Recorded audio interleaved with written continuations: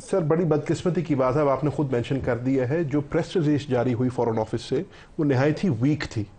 ہمیں اس ٹائم پہ چاہیے تھا کہ ہم اس پہ ایک لیڈنگ رول ادا کرتے، کیونکہ پاکستان کی فورن پالیسی کا ایک ستون رہا ہے مسئلہ کشمیر اور مسئلہ فلسطین.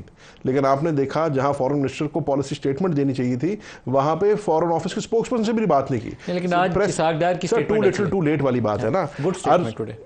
ٹھیک ہے، بٹ یہ تب آنی چاہیے تھی.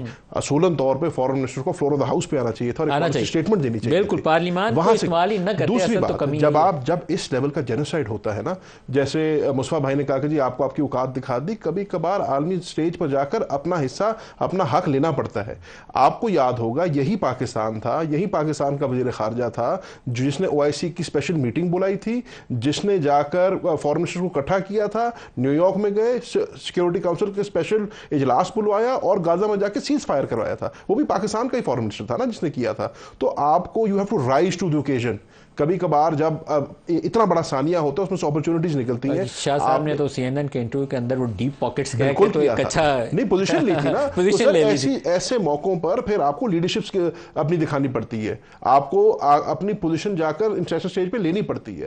لیکن اگر آپ اسرائیل کا اپنی پریس ریلیز میں نام لینے سے بھی ڈریں گے اور جو پاکستان کی فارن پالیسی کی اسٹیٹڈ پوزیشن ہے اس سے پیچھے ہٹ جائیں گے تو you will lose ground, you will not gain ground. آپ کیا کہتے ہیں خرم صاحب اس کے اوپر؟ جی ہمیں تو اطمینان ہی ہونا چاہیے کہ جو کمی رہ گئی تھی پہلی سٹیٹمنٹ میں اسے آج فارن منسٹر نے، بلکہ مجھے یہ بھی اطمینان ہوا کچھ کہ سعودی منسٹر نے بھی شاید غالباً پاکستان میں موجودگی کی وجہ سے پہلے سے زیادہ کھل کر بات کی اس معاملے میں.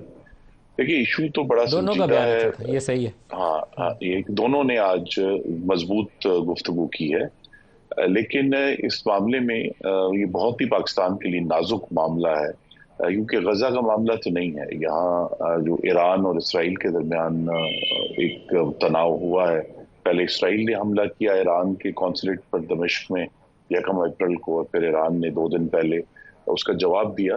تو اس معاملے میں پاکستان کے لیے تو ایک بڑا چیلنج ہے اس سارے میں اپنے مفادات کا تحفظ کرنا. لیکن جو سعودی منسٹر جس مقصد کے لیے آئے ہوئے ہیں اس کی طرف میں ضرور توجہ دلانا چاہتا ہوں کہ جو انویسٹمنٹ سعودی عرب آفر کر رہا ہے وہ آج کی آفر نہیں ہے. اس آفر کو کم از کم 5 سال ہو گئے ہیں، لیکن وہ 5 سال میں پاکستان کی ریاست میں وہ استعداد نہیں ہوئی کہ ہم وہ سعودی جو ولی عہد یہاں 2019 میں آفر کر کے گئے تھے اس پر پورا اتر سکتے ہیں. اور وہ بہت ڈس اپوائنٹمنٹ ہوئی. اور یہاں ذکر ہوا کہ جی جو ہے وہ بڑی مضبوطی تھی.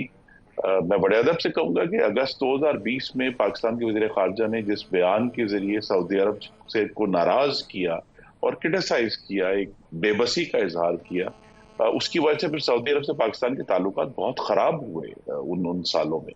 تو اب اگر دوبارہ سے اس کا آغاز ہوا ہے اور تو یہ وہی چیلنج ہے شہباز شریف کے سامنے جو نواز شریف کے سامنے 2015 میں تھا جب سی پیک کے دستخط ہوئے تھے، کہ کیا پاکستان کی ریاست میں وہ استعداد ہے کہ ہم سی پیک کی انویسٹمنٹ کو پورا کر سکیں یا اس کو زمین پر لا سکیں. نواز شریف نے ثابت کیا کہ وہ استعداد انہوں نے زبردستی قائم کی اور وہ سی پیک کے منصوبے جو ہیں وہ چلے اور گراؤنڈ پہ اب مکمل بھی ہیں. کچھ جو رہ گئے تھے وہ ابھی پچھلی گورنمنٹ میں ہم نے مکمل کیے اور اب جو ہے آنے والے دنوں میں مزید ہوں گے. تو یہاں پاکستان کی ریاست کی استعداد کا بہت معاملہ ہے. تو ایسا SIFC اسی لیے بنایا گیا کہ وہ نہیں جو کیپیسٹی تھی اسٹیٹ کی. اب اگر اسٹیٹ کے اندر یہ کیپیسٹی پیدا ہوتی ہے SIFC کے ذریعے، ختم ہو رہے میرے پاس. آپ کا شکریہ ادا کروں گا خرم دستگیر خان صاحب.